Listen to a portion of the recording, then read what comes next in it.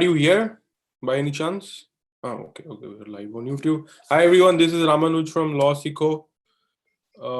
Let me rename this.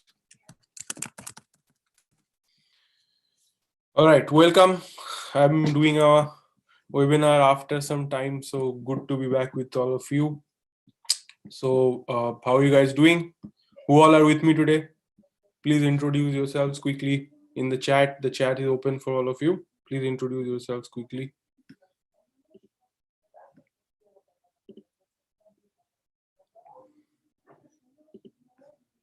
And I have a request, given how few people are here today, would you just share a message on your respective,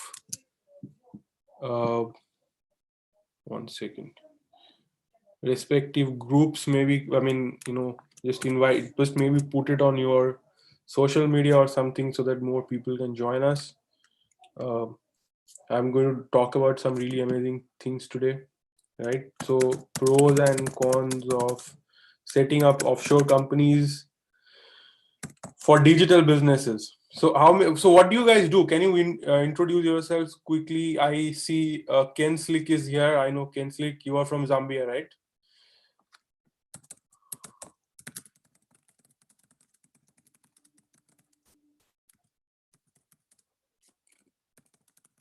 Tax havens, right? This is a very, very, I would say, like, sort of a highly debated topic, right? People, I mean, newspapers and reporters write really bad things about tax havens, and there's, before election, people talk a lot about, how people are cheating,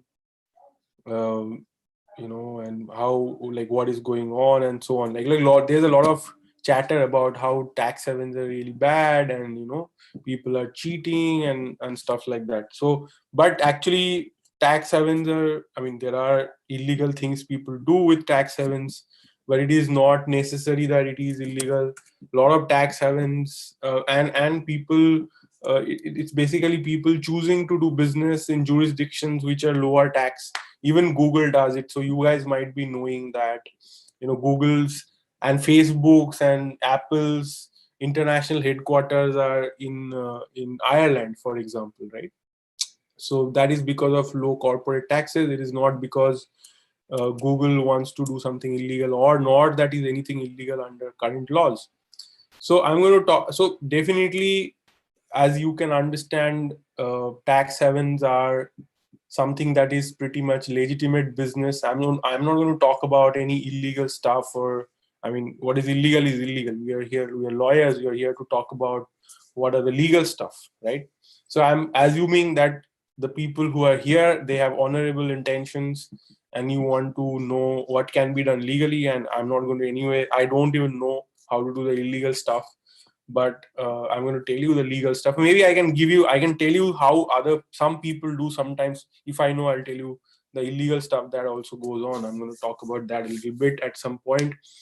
But the focus is on digital businesses which legitimately want to operate from business jurisdictions with lower taxes, and they have legitimate reasons for doing so, and justifiable, and this is very much possible. So what is a tax haven? So any of you know what is a tax haven? Can somebody quickly tell me? Tell me in the chat whatever you know about tax havens. Okay, some people are watching this on YouTube as well. That's very nice. You guys, I am also keeping an eye on the YouTube chat. So if you have any questions, those who are watching this on YouTube, feel free to post your questions on YouTube chat. I'll be answering questions, right? So don't worry about that. All right, super. So anybody wants to try tell me what you think is a tax haven? So I'll tell you what tax haven is a place where foreigners may receive income or own assets without paying high rates of tax upon them, right? So they are trying to run off businesses which are sometimes shell companies, sometimes companies are having actual operations also, that you are trying to receive your income there. You might know about the Vodafone tax case that happened in India, and Vodafone won that case, by the way. Indian government lost it, even in Indian courts, right? So courts found it to be absolutely legitimate. There was a case where uh, Vodafone India, the entire business, like Vodafone bought it from a company called 𝗁, from what I remember. And what happened is that there's a guy who's disturbing the session. 𝗱𝗏 is requesting remote control of my system. Why fail? What is the reason you want remote control of my system? You don't need it, okay? So calm down, just attend the session. Okay, so tax haven is a place. So basically these are, so I was talking about the Vodafone case, right? So what happened in the Vodafone case was that there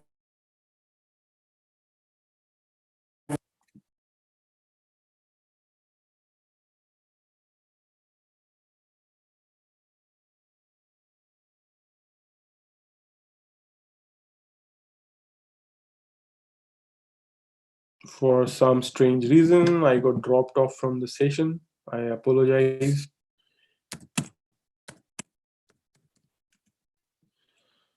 Let me share my screen once more.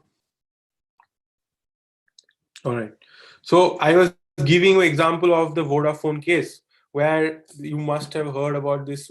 How many of you have heard of the Vodafone case? Have you heard of the Vodafone case? Anyone? Okay, so in the Vodafone case, what happened? There was a large tax claim. What happened is that essentially there was this sale of the Hutch Telecom Corporation. They sold it to Vodafone. Vodafone is a UK company. Somebody take. What is going on? Why is somebody disturbing the session? I can't understand.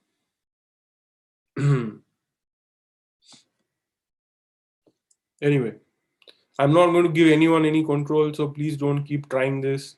Okay. Keep this on so that I can see who's trying to do some mischief over here.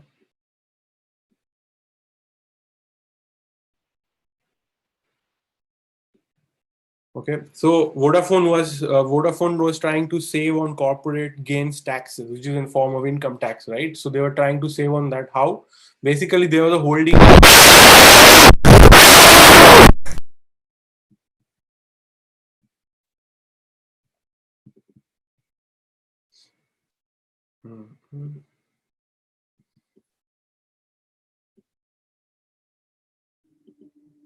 Clearly, somebody is like quite determined to disturb today's session.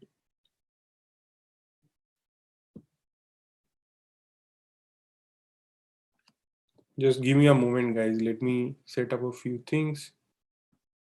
Don't allow anybody to unmute. Okay, I apologize again. It should be fine now. Nobody can unmute themselves. So high rates of tax upon them, right?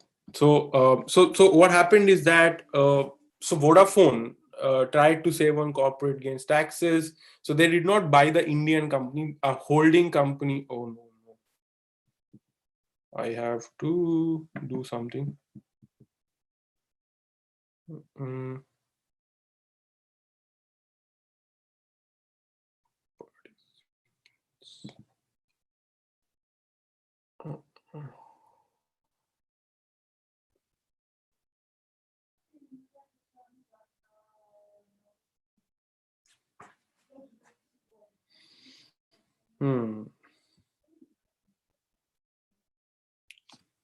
Just give me a moment. I'll get somebody to join in and help me.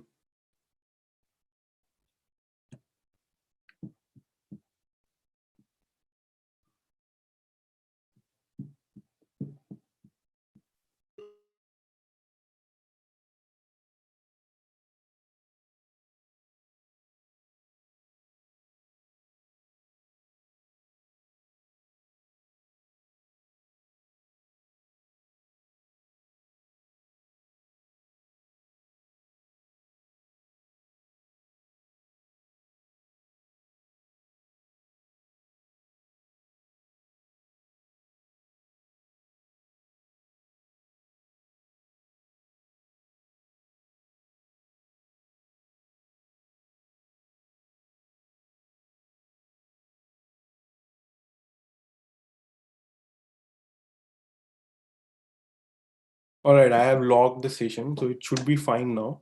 Nobody should be able to disturb. I'll also enable waiting room, so I will know what is going on.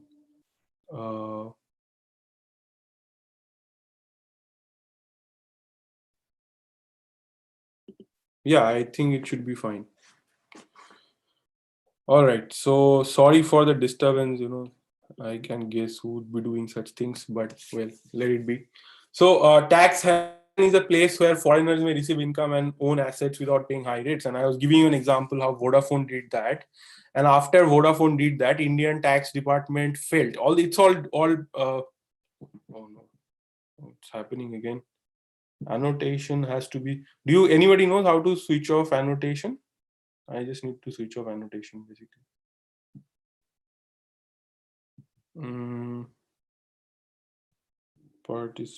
So anyway, I will just continue, and I will have someone join in to help.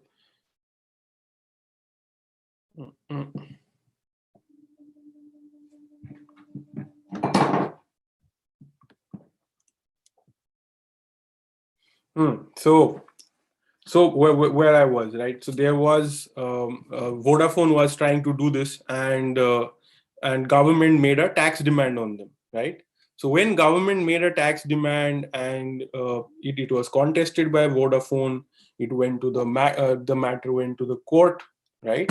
And from there, obviously, there was a entire problem that the matter went on for a while, but eventually Vodafone won, and it was proven that whatever method they used for tax planning was correct, and they were vindicated, and they won the matter. There were such other matters that have also happened. For example, from Cairns Energy, there's a matter where they have made this claim, and this has been going on, right? So and this is definitely very, very interesting matter. And so usage of tax havens have been also upheld by the Supreme Court India in some cases, as long as it is done following the international law and all the treaties and all the the local laws also are, they also matter. So as long as there are no laws to make that particular act illegal, it is presumed to be illegal, unless there is some illegality in the law that says a certain thing is illegal, it is legal. So exactly for this reason, there is tax havens can be used in a legal manner. Okay. So in some places, it's sure, like, there are two kind of scenarios. In one scenario, people are able to pay lower taxes. In some cases, they are able to avoid taxes altogether.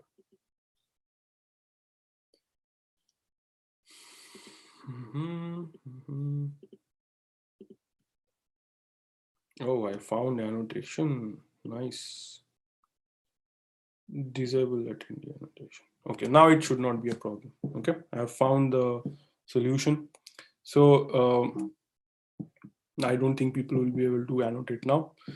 So in some havens, the tax relief that foreigners enjoy, right, stems from absence of chief forms of direct taxation like income tax, estate tax, gift tax, wealth tax may not be there, right? So in those tax havens are of the nature that they don't, they have very low tax or no tax at all in many cases. For example, Dubai is a place where there is no income tax. Qatar has no income tax. Bahrain has no income tax.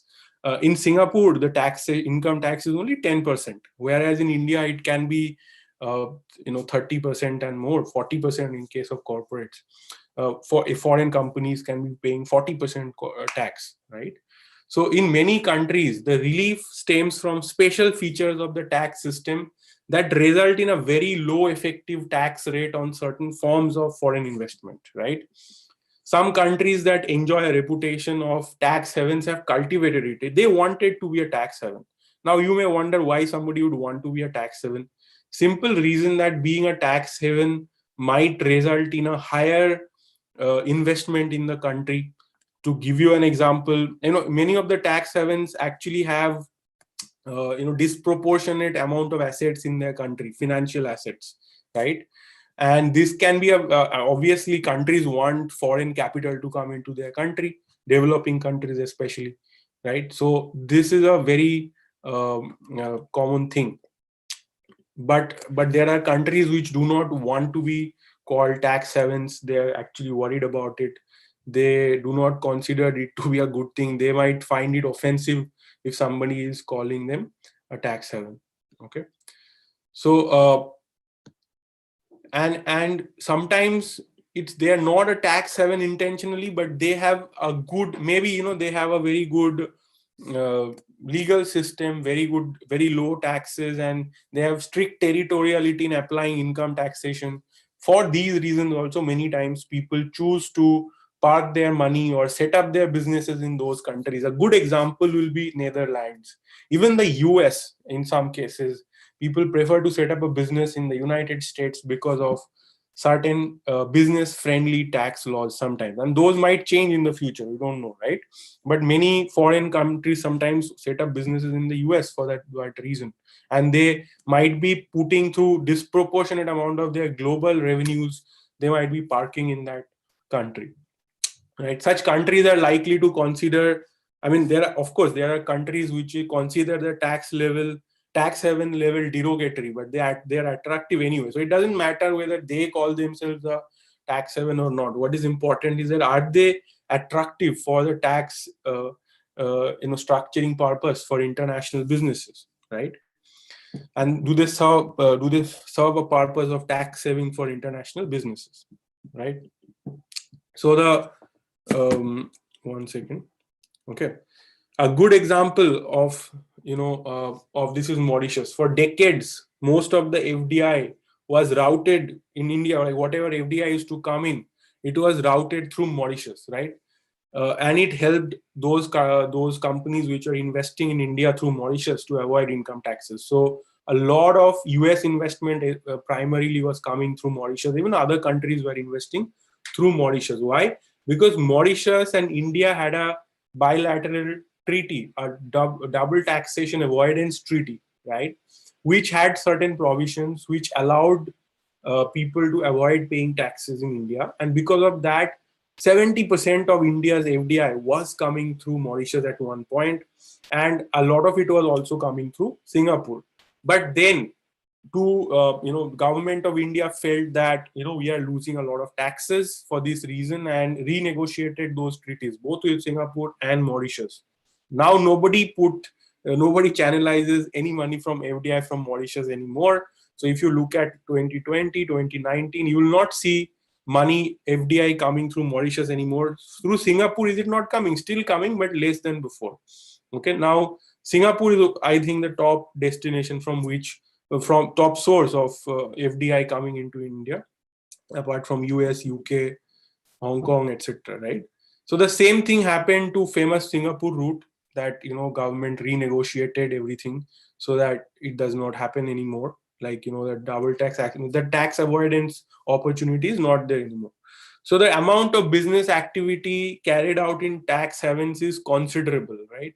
Although exact figures are not available, but it is like a certain percentage of entire global GDP, right? It is estimated that some 11% of global GDP is in tax havens. So that's a lot of money. In case of India, in 2015, a report came out where it was said that around 3% of our GDP is stashed away in foreign offshore such tax havens and other foreign jurisdiction. I'm going to share more data on that later on. I'm going to talk about it also a little bit, but that's later on, right?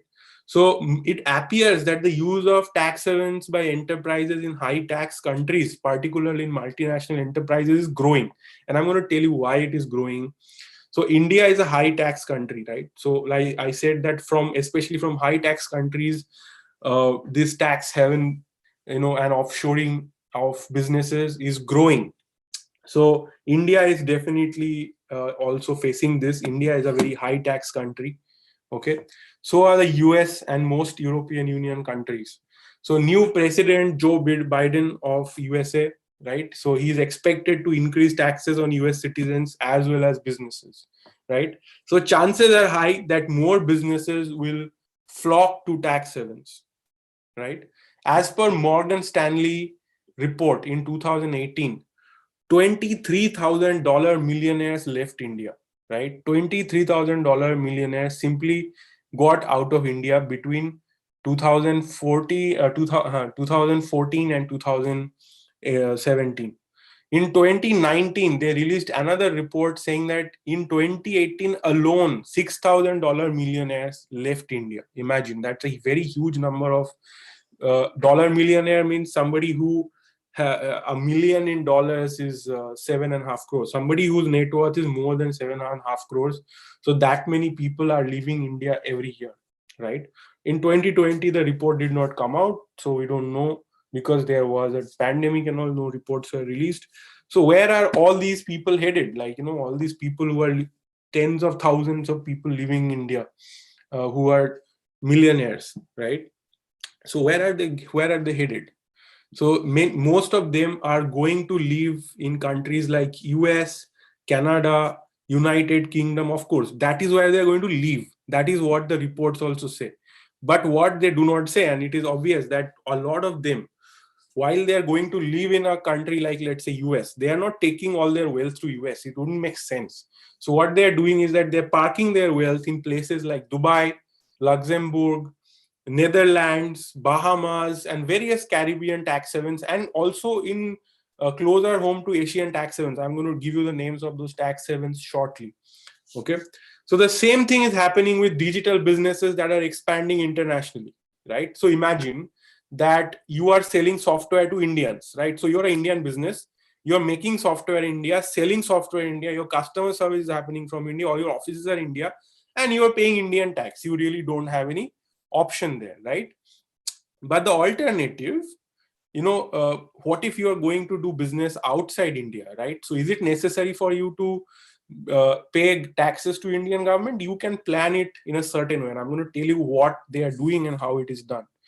What is fueling the tax haven trend in 2021? So as of today, I'll tell you, there are a certain trends, certain things are happening that is making this tax haven trend very strong, and more people are going to move out of high tax jurisdictions to low tax jurisdiction. Not only in India, this is happening in the US, this is happening in Europe, and it's happening even within 2 states of US. Like, people are moving out from New York and California to Florida and Texas. I'm going to tell you how these things are happening, right?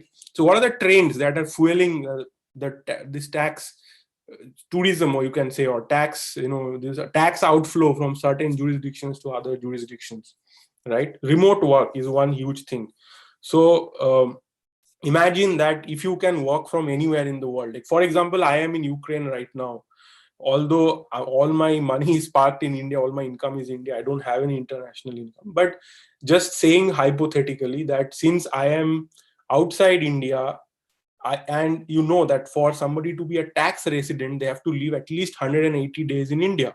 So if I don't live in India, then I am not a tax resident in India. Then my income may not be taxable in India. This is possible, although I have no intention of, I am not going to live outside India for too long, but I'm just giving you an example.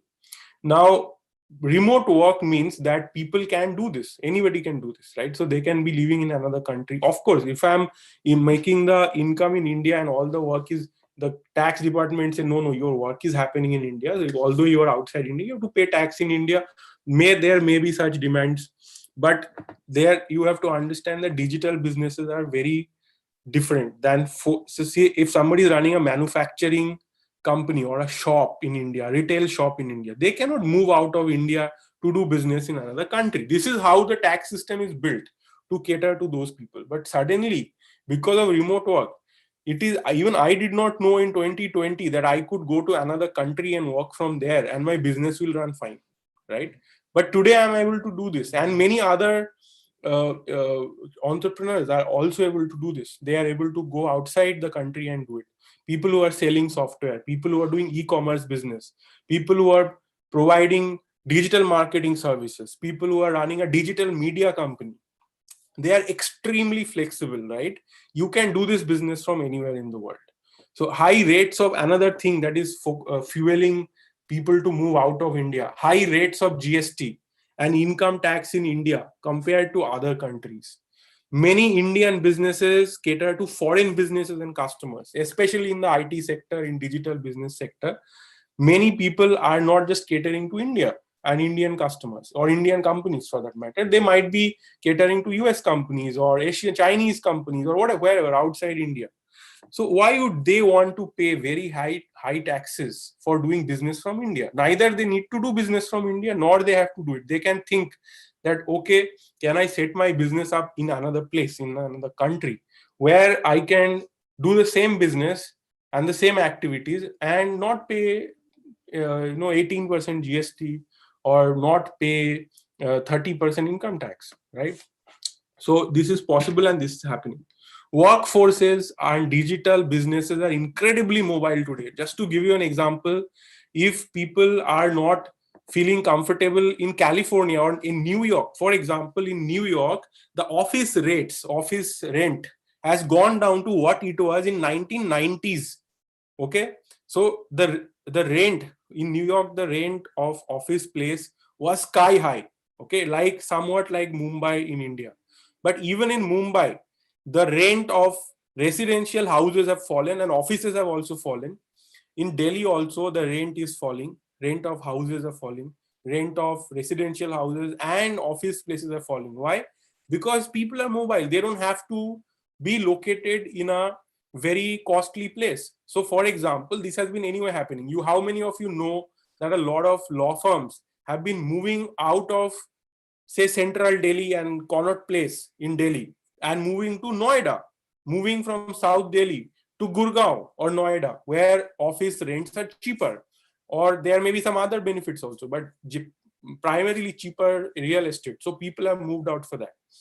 People can surely move out so that they have to pay lower taxes, and this is happening for digital businesses. A law firm cannot possibly move out of Delhi. They still need physical presence in Delhi. But if it is a software business and all their customers are located outside outside of India, then they have no reason why they have to sit in India necessarily, and they can move out, and they are moving out. That is the data showing. And not only now, 2021 is an outlier year. This was already happening in 2016, 17, 18, 19. This is pre-remote work. People were not as used to doing remote work. Now there is a complete game change in terms of how flexible businesses are to move out. So if you're working remotely, you essentially can pick and choose which country you want to work from. The entire world is open to you.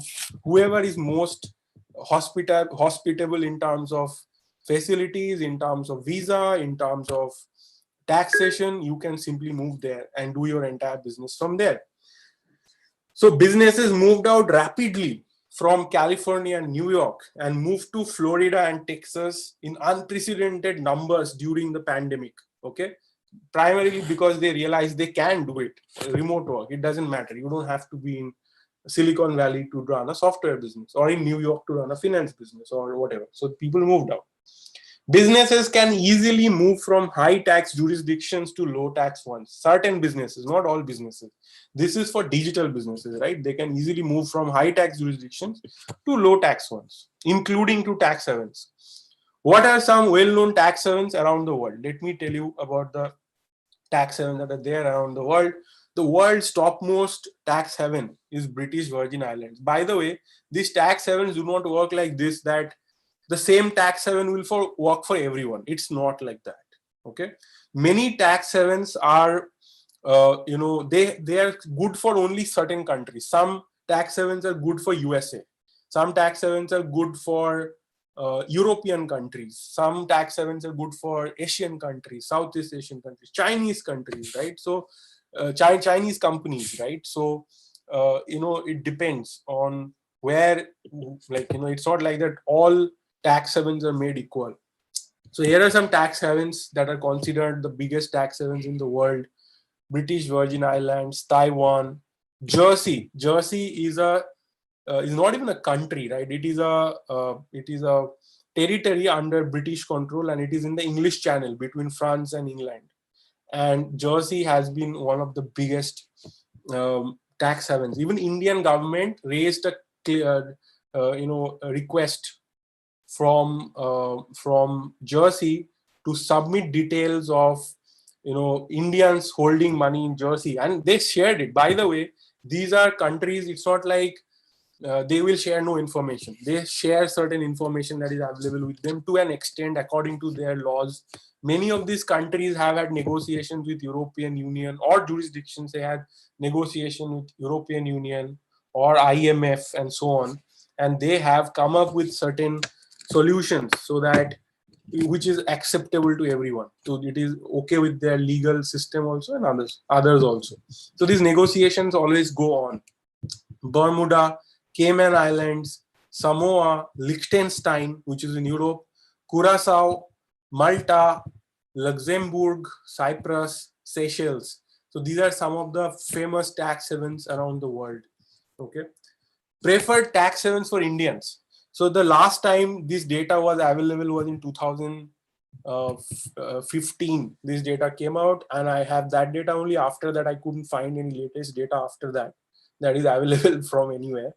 Between 2007 and 2015, estimated 4 lakh crores, okay, has been stashed in tax havens by Indians. Okay, that's about 3.1% of India's GDP in 2015 terms. Now the GDP has increased, but the amount of money might have also increased. Over 53% of this wealth was held. The people think generally it must be in Switzerland or Caribbean island, in Bahamas or something. Panama, right? In Panama paper, a lot of Indians' names came up. But over 53% of this Indian wealth is held closer home in Asian tax havens like Hong Kong, Macau, Singapore, Bahrain, Malaysia, etc. Okay, you can see that some of these are not even considered tax havens generally, but if they have lower tax, like I gave the definition in the beginning, they have significantly lower taxes, and people are buying properties, starting businesses, stashing money, creating trusts to hold money there in those countries, because it doesn't have to be there zero tax. Even if it is lower tax, or in certain cases they have better laws. I'll give you an example. A lot of Indian Muslims, for example, who are very rich, they have a concern that if their money is in India and they want to, let's say, adopt a son, right, or adopt someone, adopt a daughter, son, whatever, or they want to will away their property, this cannot be done because the Muslim law does not allow that. Muslim law has certain restrictions on how much of your property you can give away through a will, or whether you can adopt someone and whether they'll be eligible for inheritance and so on, right? But you can decide that I will not be subject to Indian laws, so my inheritance will be parked or managed in a jurisdiction. Like certain jurisdictions have actually, because of this Muslim law around the world, certain tax havens have a special law that attracts Muslim HNIs or high net worth individuals who want to have a tax residency and their property held over there, so that after their death their wish will be fulfilled and their will be respected, and not not the Muslim law won't apply over there. This is one reason some people choose tax haven. So it's not only to avoid taxes, but sometimes it is also to pay, and most frequently, honestly, to pay lower taxes. While media reports are very unkind to tax havens and people stashing their money in tax havens, it is likely that such offshore wealth was accumulated through legal means. Okay, it's not illegal proceeds of crime or proceeds of corruption or tax evasion. It's not necessary, right? So, for example, let's say I am an Indian entrepreneur. I'm selling software in some other country. I might want that some of that money, instead of bringing back to India, I am putting it into Malaysia or in some other country, right? It is my choice and it is my money. I should have that much autonomy on such a thing, and it's not like it is illegal, right? Of course, if Indian government can demand that if I am having certain ownership on certain money, I have to disclose it here in India. Otherwise, it is a violation. But a lot of people are declaring that I have money over there in that country, but it is not my income in India, or I am not even a resident in India. So you can't ask me to pay taxes on my international income, or so on. There may be such reasons, right? People have their tax lawyers and they figure out how to do that. And a lot of it is perfectly legal and not illegal. That is why, despite a lot of political, shouting and discussions and people saying this and that, such money could not be brought back to India by the government, right? Because if it was, then they could bring it. It's not just, that some bad people are doing bad things. A lot of times it is genuine money held by genuine people following the laws. They have paid taxes and then put the money there. Then what can you say and what can you do about that, right? So what are the typical key features of offshore tax havens, right? They have friendly tax laws which enable individuals and or companies to minimize or eliminate their tax liability. They allow foreign citizens to register offshore companies which are given preferential tax treatment and are not subjected to local corporate or corporate income taxes or GST or whatever. They offer a higher degree of privacy in that the details of corporate ownership or offshore companies are not publicly available. This is true for only few places. Okay, like it's not true. I mean, there are some genuine tax havens. They want to promote themselves as tax havens. They do it, but this is less and less available, right? Basically, the governments have come together through IMF and WTO and other channels, and they have come to this conclusion that this privacy business can be allowed only to an extent. It cannot be allowed beyond a point, right? So, and it is still open to negotiation. There are negotiations going on, but you can assume that this privacy business will not work very well. So people will come to know, so you might as well do it following the laws and not illegally. They have fewer tax information exchange agreements, right, in place. They are completely illegal, completely legal despite the negative publicity which they have received in the past. So this is few things. How does this work? The best way to access the benefits of an offshore tax haven is to register a corporate entity or other type of financial vehicle within the jurisdiction. So other type usually trusts. The most common corporate vehicles to use are either an offshore company or an offshore trust. These two structures have different features and so different requirements. An offshore company is usually most suitable for those who wish to use their offshore tax haven as a part of their business operation to minimize corporate taxation.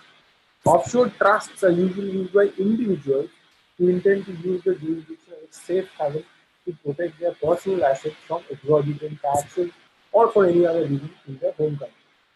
Offshore asset protection trusts are widely used for their estate planning benefits, unparalleled asset protection, tax reductions, and a high degree of confidentiality. Like I said, confidentiality is going down in most cases. So let me give you an example of how somebody may legally want to use it. Let's say you are selling software from India to foreign countries. You might have some business in India which you don't want to shift from India. There's some business which is, there's no point. If you're selling to Indians, you'll have to pay Indian taxes. But let's say a lot of your business is not even coming from India, right? But you pay GST on what you sell. Usually, you pay income tax on if all the money is coming to India from all your international business. You will be paying income tax if nothing else. Even if you get a GST cut or something, which is not the case, but you will at least pay income tax on it. What if you now set up a company in Qatar where the income tax rate is 0 and there is negligible VAT or no VAT, or in Dubai where there is 5% VAT? Before there was no service tax or GST or VAT or anything. Now there's 5% VAT and they have no income tax, right? Dubai was such a country where you did not even have any tax lawyers, anything, because they didn't have any tax, hardly any accountants. I mean, bookkeepers were there, but not the chartered accountant, and this profession wasn't even very doing well there. Why? Because they did not have any VAT or any tax at all, but now they have. So now what if you decide that I am going to set up an entity in Qatar or in Dubai or Bahrain, wherever, and I will run my operation from there? Is it illegal? It is not illegal. I can choose, or you can choose, that my business will be based out of there. You might be subject to higher costs because in Dubai things are more expensive. Hiring people in Dubai may be more expensive. Okay. But then you have another choice. You might decide that I'm going to run my business from Dubai, but I'm going to hire remote workers in Eastern Europe. Okay. Or some of them may be from Bangladesh, or some of them may be from Singapore or wherever, like, you also have a global talent pool now, remote workers, companies can function remotely. So, you are setting up in a place like that and your business is being run by remote workers, right? So then, even if it can be done by local people only, doesn't matter. But the point is that in that case, you are not paying tax in India anymore. You're not paying GST anymore like you're paying in India. You're paying 5% VAT in Dubai, or no GST, no VAT in Qatar. You are not paying any income tax on the money you are getting there, right? Now, so you might choose to then shift to Dubai and run your business from there. Because if you run your business from India and you have an entity in Dubai, it will still be considered Indian. But if you are yourself in Dubai and you are running the business from there, and Dubai is also a great market for many businesses. So then you will get a local market also. You might want to do more business in the main MENA region. MENA region is Middle East and North Africa. But you may choose not to park all this income in India and pay income tax in India, right? Is this illegal? No, it is not illegal. You're perfectly free to do this, right? So this is possible, and increasingly people are doing this. And same thing, like, why has Google parked its global income in Ireland? Okay. In fact, we'll be having another webinar down the line where we're going to explain how this is done. It's called a double Irish sandwich or something like, I forgot the name. Okay, then there's single malt, it's called single malt, like Malta and one more country. So there people have come up with creative ways to save taxes through international tax structuring. Okay, so even the biggest companies do that. In fact, in this US election, one of the agenda was this, that why are these companies, US companies, parking their earnings, parking their profits abroad in all these tax havens, right? Like Cayman Islands, in Ireland, Malta, Liechtenstein, right? And they are not bringing the money in US, because if they bring the money in US, they'll have to pay capital gains and other taxes, okay? Corporate income tax they'll have to pay. But because they are not bringing it, they are not paying any tax on it, it is outside US. And now there was a demand that Joe Biden will make a law to make these companies pay some tax on this foreign income which they are stashing abroad, okay? So, I mean, that remains to be seen whether that happens or not. But as of now, it was legal and they have been doing it.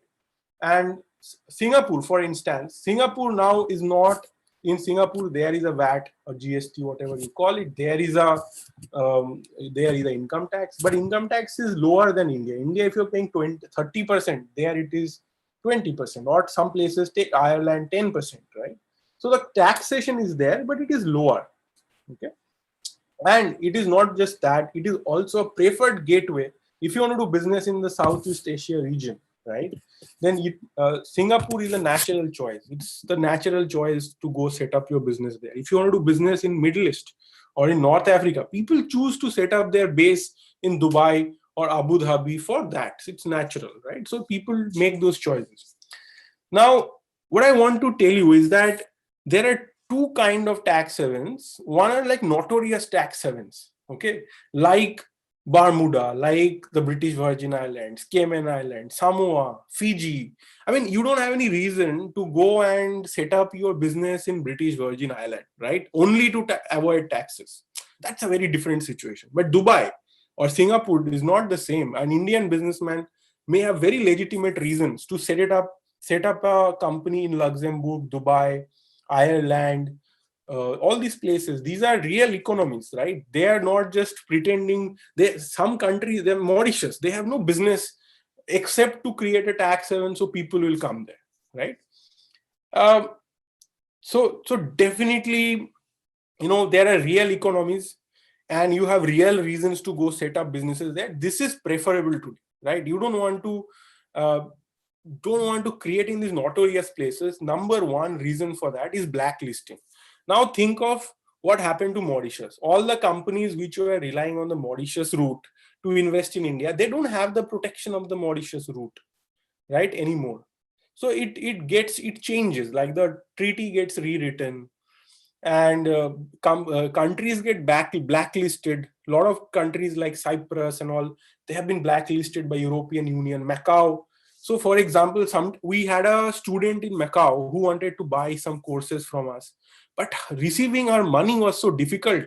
It's like our bank will not receive money from Macau because Macau is a blacklisted region. It's a Chinese region, former, former British territory. And British, by the way, all the infamous tax havens around the world are British, by the way, right? The most financial jugglery has happened out of London, and they have created all these British Virgin Islands, Bermuda. They're all British territories, and they have used these territories strategically to create tax havens for their own purposes, right? And now, obviously, it has been created in such a way that businesses can avoid taxes in the future. So it is like that. But still, these countries later on get blacklisted, okay? And then there are negotiations that happen in between countries, and you don't know what will be the outcome of that. And there are some other problems also. If you are operating from such places, right? If you're operating out of Macau, you are not going to be able to do business freely internationally, because you are going to face a lot of scrutiny. Anywhere you go, if you are running a company out of British Virgin Islands and you are receiving online payment from around the world, it's not possible, because it is just, all payment gateways will also start scrutinizing you. Banks and everyone will scrutinize you, right? And you will be subject to a lot of problem, right? So you can't do business in peace operating from such notorious tax jurisdictions. If you are going to take a lot of money and dump there one-off, that's a different thing. But if you're going to run a business, a digital business from there in peace, it's not going to happen. Payments can get stuck because governments may order that hold this payment, we want to investigate this before releasing this. So these kind of things happen all the time, right? How did we receive payment from Macau? So I think we received from some payment app called Payoneer. Like some app had the clearance, and the student was able to pay the money from that. It's a really one-off, right? It happened like we had only one student from there. It's not a regular thing. And whenever we receive money in our bank account, foreign payment, the bank will ask for a clarification that why did you receive this money? And we have to fill a form and give it to the bank that this is the purpose. But even before that, it's difficult. Even before it comes to our bank, it hits our bank, then we have to do the paperwork and give declarations and all of that. But sometimes even before that, it gets stuck. So that is why it's problematic. Okay. So there can be political and economic instability. Okay. So sometimes there is imagine that, there's one example I know. There's one submarine company which was set up in Dubai, and there was an investment of Dubai government, basically the Kingdom of Dubai had invested in it. And then when the company started doing badly, the founder was put in jail, right? And it's not a democracy. The things that are normal in other countries, it's not like that over there, right? And imagine that you have put billions of dollars, or you're running a big business out of a small island country. There may be greedy people, government may create problems, somebody may extort money from you, you don't know what will happen in that country, really. Like in India, you can say we are a democracy, we have a certain, laws, rules, Supreme Court, High Court. There is certain trust in the system. In US, there is high trust. In Europe, there's a high trust in the government. Can you trust a small government? You don't even know how, if tomorrow, there may be an army coup, right? Army takes over the government, and all the laws are changed overnight. Or the economy collapses of that country, and with that your money vanishes. You never know, right, what happens. So you cannot risk those things. So it's not a good idea to go to a small island country because you are getting 0% tax. It may be a really bad business decision. Then there are leaks, like Panama Papers happened, and even Amitabh Bachchan and Indian politicians, businessmen there. And I don't see anybody has gone to jail for that, nor has any I have not heard of any massive recovery of money because of that, or taxes or something like that. Probably these were legal anyway. People don't want to keep all their money in India. If I was very rich, I am not that rich, but if I was very rich, I may also want to fear that, why to put all my money in the same place. Some money I should put hidden away in some other place. It is possible. It is natural instinct of rich people. So you don't know what the reason was. But when Panama paper came out and this list of these account holders came out, there was automatic suspicion. Many countries started investigating those people, that what happened and all. It's an unnecessary disturbance, and businesses got involved in this. Their credibility was questioned. So you don't want to get into all this. There may be legal consequences if you cannot justify why you have money there, why you have not declared it, whatever, right? In 2008, Germany investigated a Liechtenstein banking trust that many citizens were using as a way to evade local taxes, right? The investigation was created from a local leak. So you ever know, Panama paper was also leaked. So you never know, somebody in Panama paper, somebody working at a law firm released all the information. And there's so many other situations like this. Laws in tax havens may be applied in an unequal fashion. That also, can you really trust the laws of, I mean, if you're really counting that they will not tell Indian government about my money there, can you trust? Tomorrow they might change their mind. Okay, some new person may be there who may think differently. And even if whatever law they have promised that there will be no estate tax. How do you know tomorrow they will not create an estate tax and tax you, right? And even if they have a law, they might say, no, for everyone is exempt, but on you, we will apply this law. You can't help it. It is like that in many places, right? These people faced in Bhutan, many people Indians who did business in Bhutan, owned properties in Bhutan. Sometimes the tax system will just say that, no, this is not the law, this is the law. And you're like, but here it is written in English, this is the law. And they'll say, no, in Bhutanese language, a different law is written. And what is written in Bhutanese language is correct. The English translation is wrong.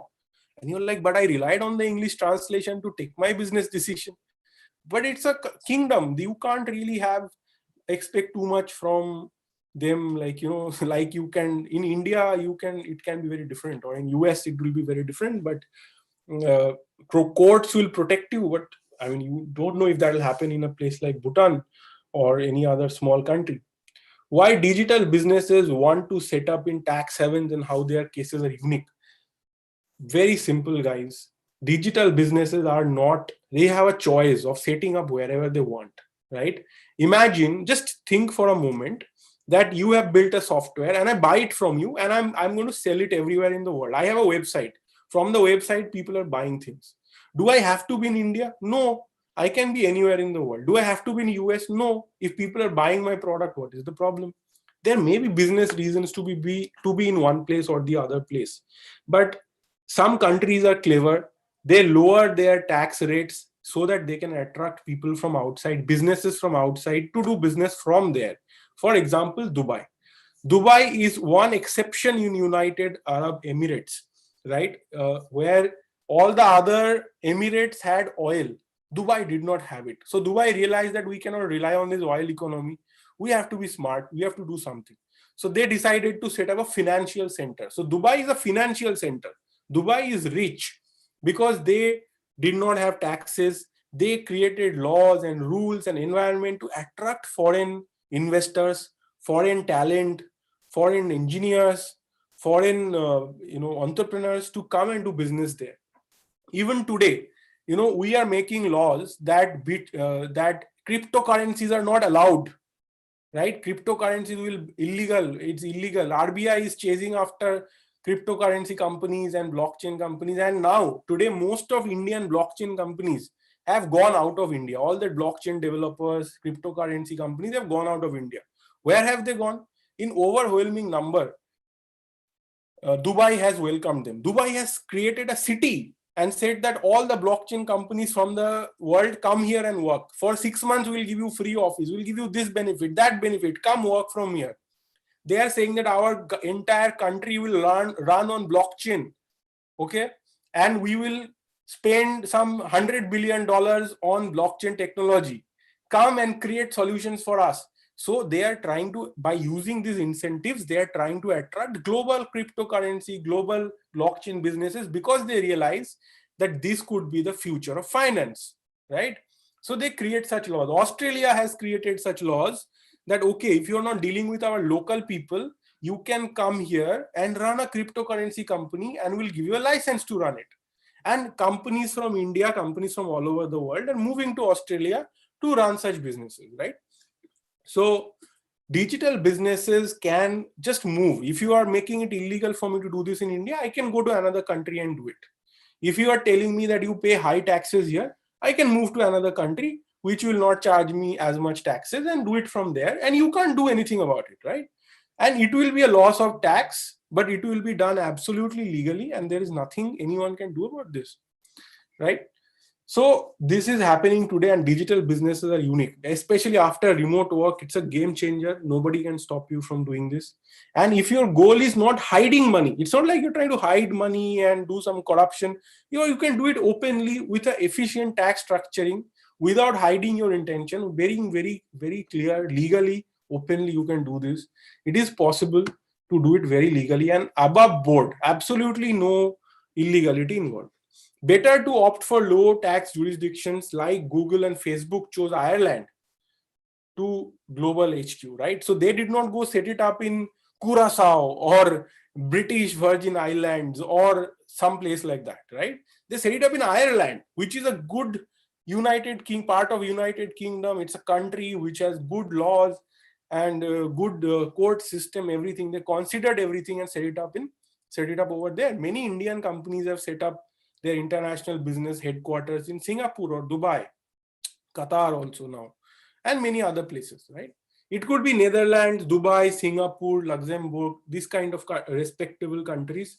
Good idea to opt for respectable tax jurisdictions with stable governments and a history of good governance, okay? Some of them have such laws that your international income is not taxable. Your local income is taxable, but international income is not taxable.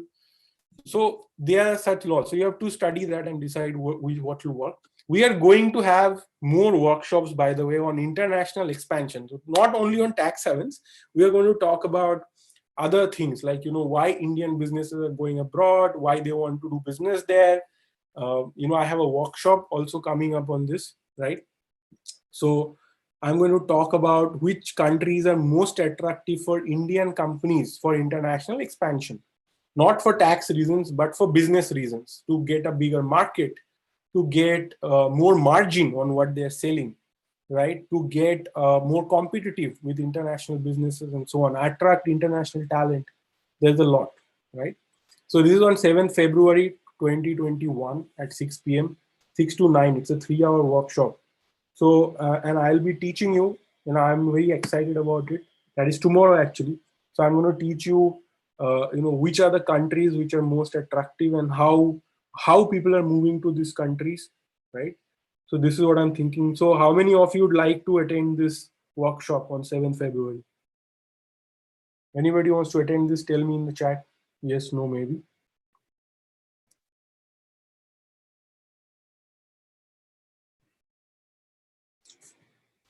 Shaunak will be there. Okay. So you can register here. This is the Sudhir, you are already registered. Great, right? This is here. So please visit this. I'll share this link with all of you.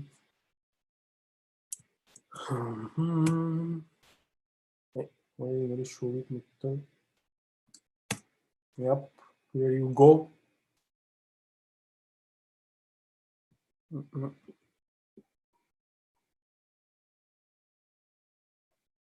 Right.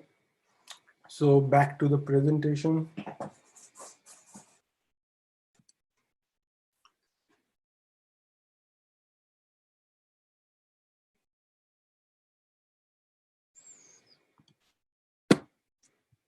What is happening?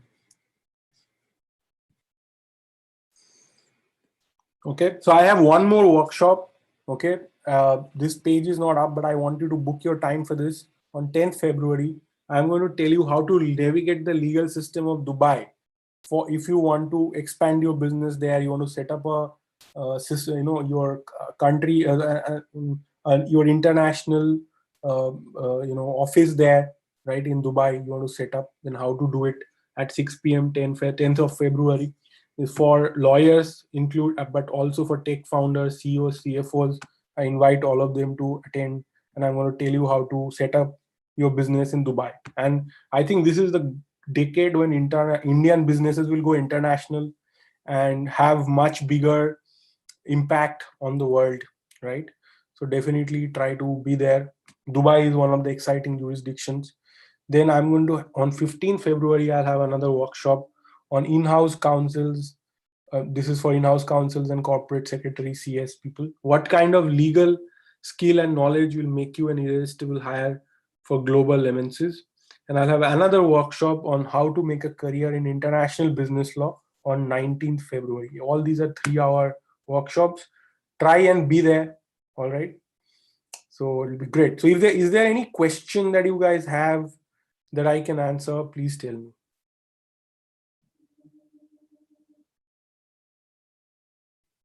If there's any question, I'll be happy to answer.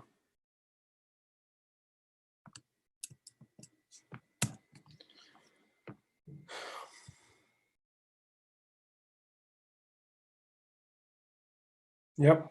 No questions. Super. All right. So I hope you enjoyed this this discussion on international tax havens and why people are setting up their businesses in tax havens and how to do it right, how to not do it illegally and get into trouble. So I hope you guys enjoyed it. 𝗂𝘂𝗲𝗿 is saying, I am pursuing MBA finance from SIBM along with my CS executive. Great, great, awesome. Are there any companies which hire CS plus MBA finance students and provide good stipend? Yeah, there are. Keep attending these webinars. I'm going to tell you how to approach, even US startups, US companies, Indian companies for doing remote work, doing remote freelance work, doing paralegal work, and so on. So if you attend those sessions, you will be able to understand how to do this right. And definitely this is absolutely doable, 𝗂𝘂𝗃.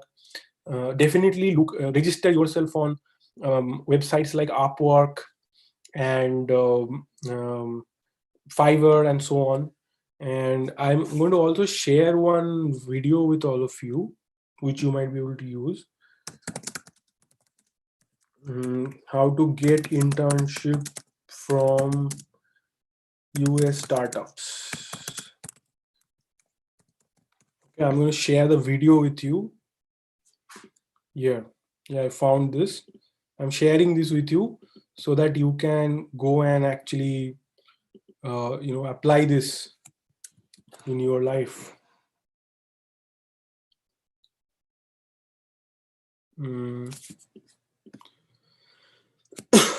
So have you got access to the video? Have you got it? Tell me yes if you have received it, so I know you have got it. Okay, I've shared the link with all of you. Okay. All right, superb. See you then. I hope to see you tomorrow for the workshop. Take care, everyone. Bye-bye.